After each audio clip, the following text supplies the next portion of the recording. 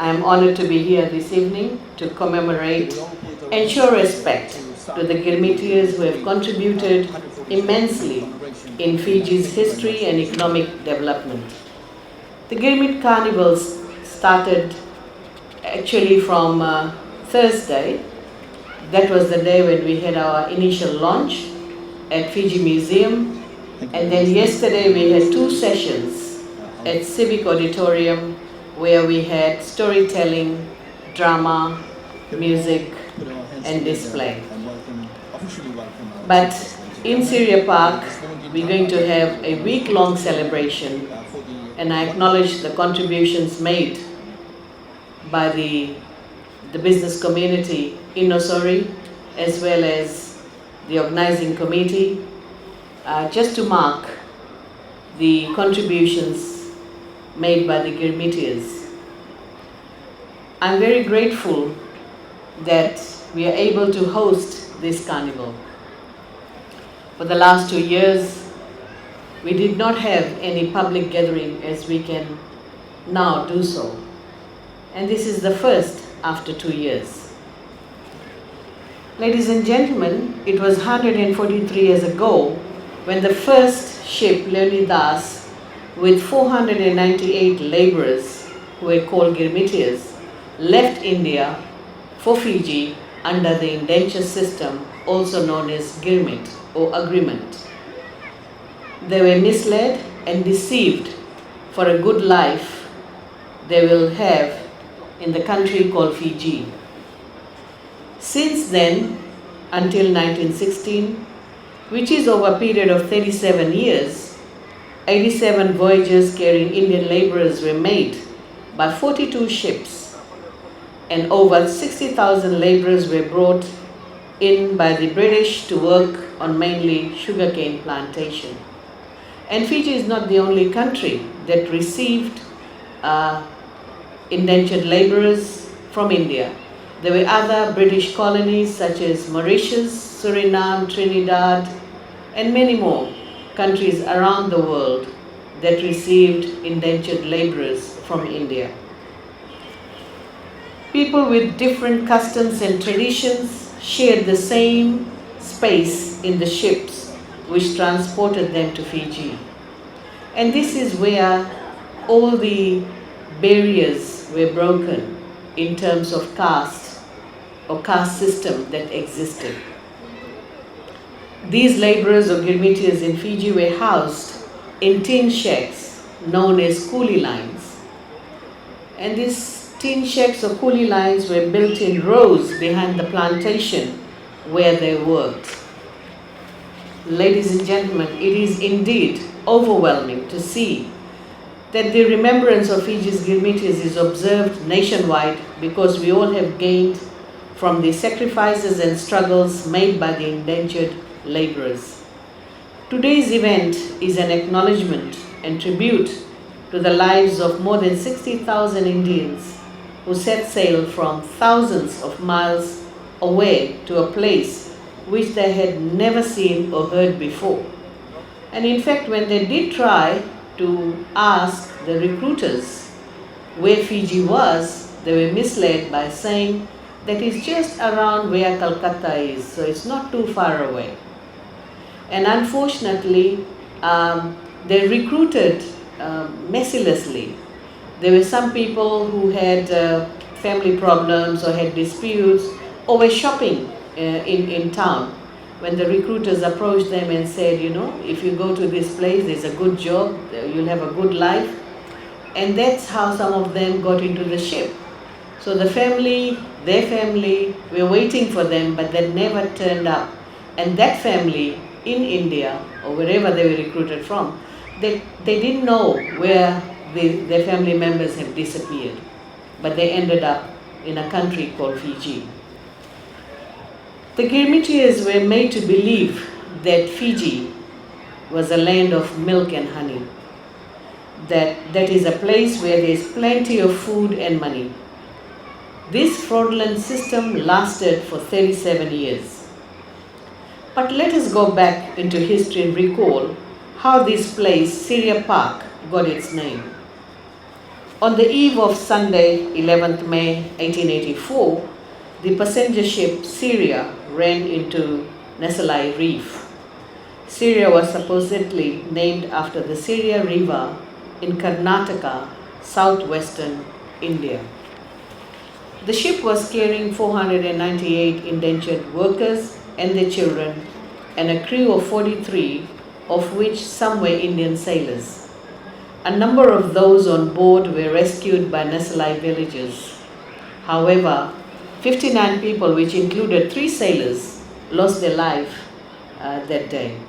And this remains the worst maritime disaster in Fiji's history.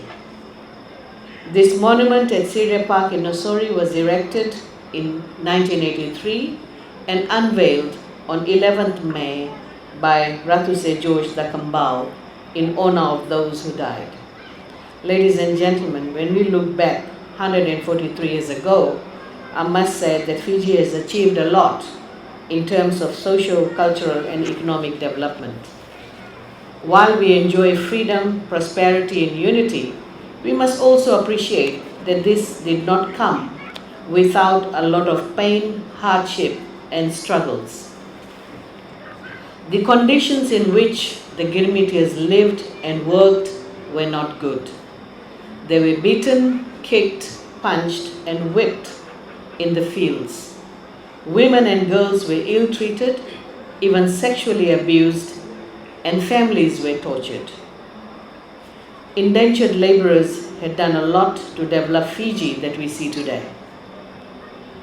When they arrived in Fiji, only thing they could see was jungle, a lot of bush, and they had to clear all the bush. They had to create they had to really work on the field to make it more productive for the sugarcane plantation, because just before that, the cotton industry in Fiji was plagued by several diseases, and the cotton industry was not doing well. So during that time, the British rulers decided that let's try our hands on sugar. And for that reason, the indentured laborers came to Fiji. Their sacrifice and struggle actually nourished Fiji's economy. We all must appreciate the contribution made by the indentured laborers. Their legacy has been continued by their descendants to the present day. Most of the Girmitis did not have any education, but they knew that to get out of the hardship they were facing, they must provide their children with a good education. And I remember growing up in my own family, education played a very important role. And we were always taught and heard from our parents that you must study, you must get out of this poverty, because education is one thing that can never be taken away.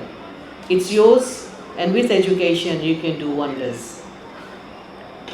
A Girmitia by the name of Mr. Badri Maharaj, he used his own funds to establish Wairuku Indian School in Reki Reki in 1898.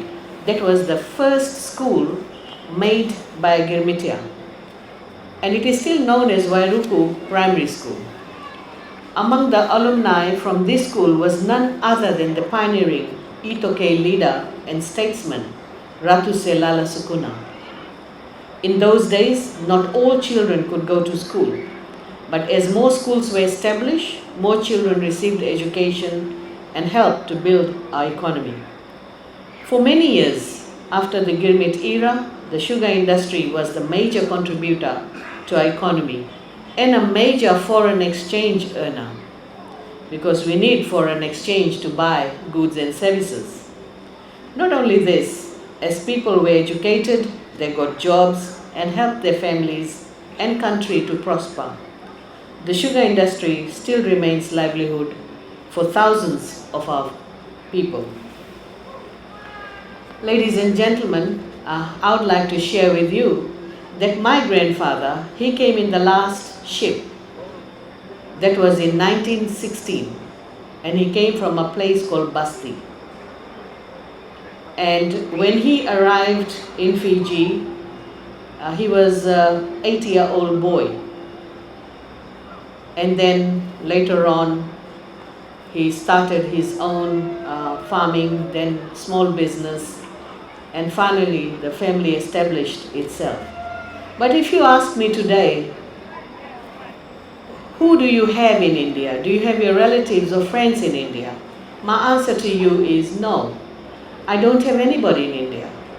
Because when my grandfather left India, that's when the family ties over the years were lost.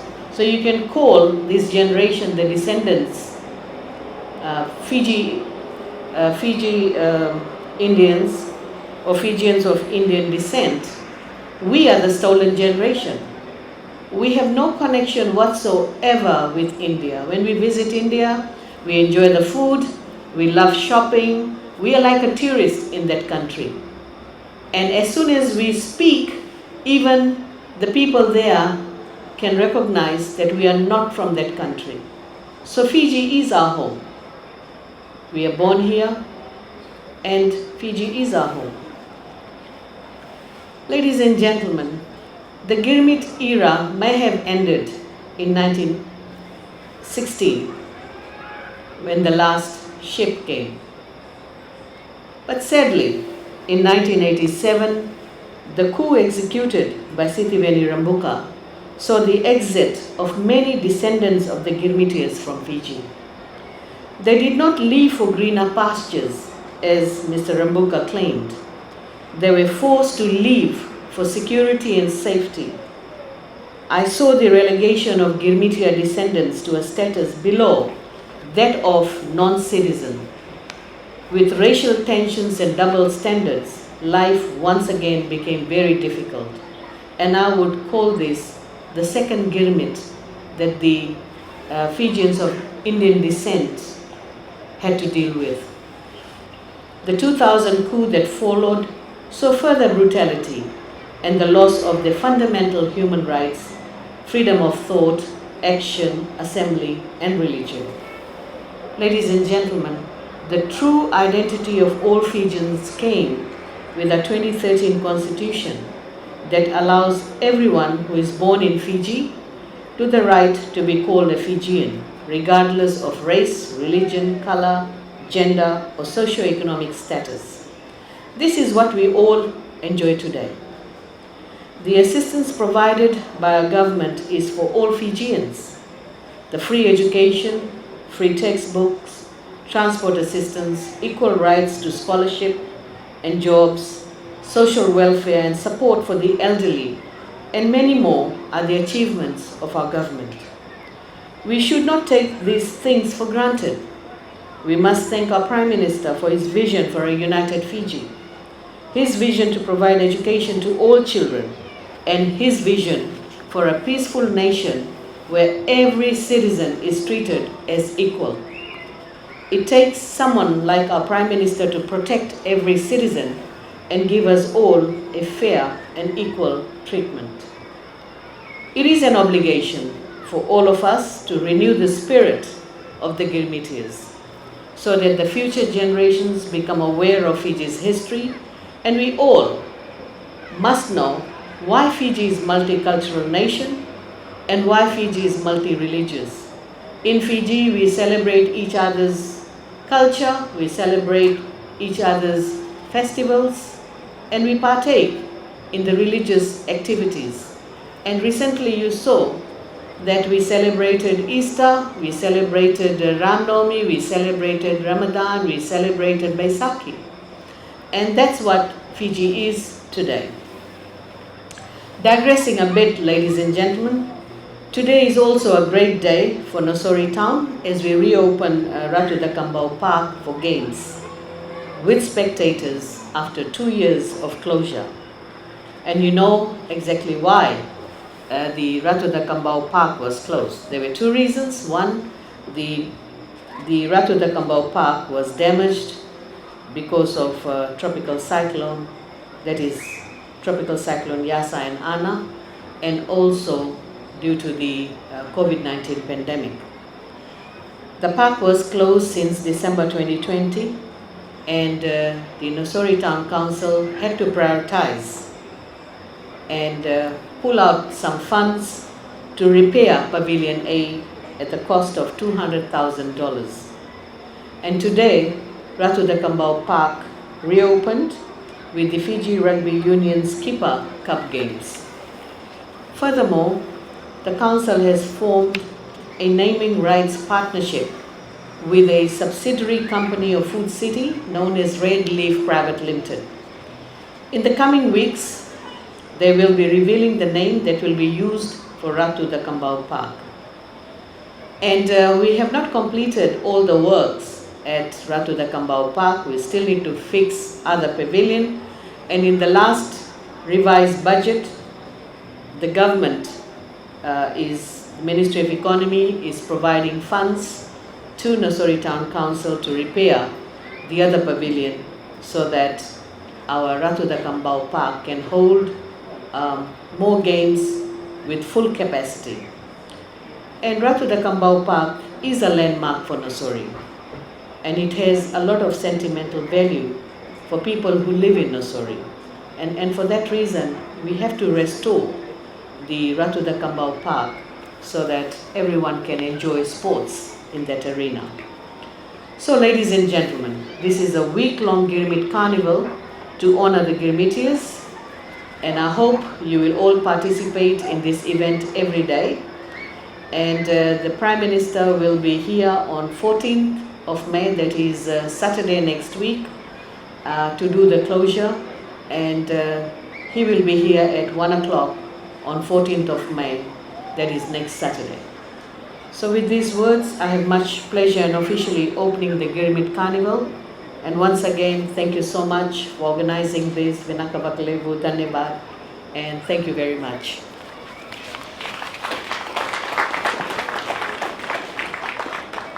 Thank you very much, Madam. I think we can give another huge round of applause to Madam. Thank you.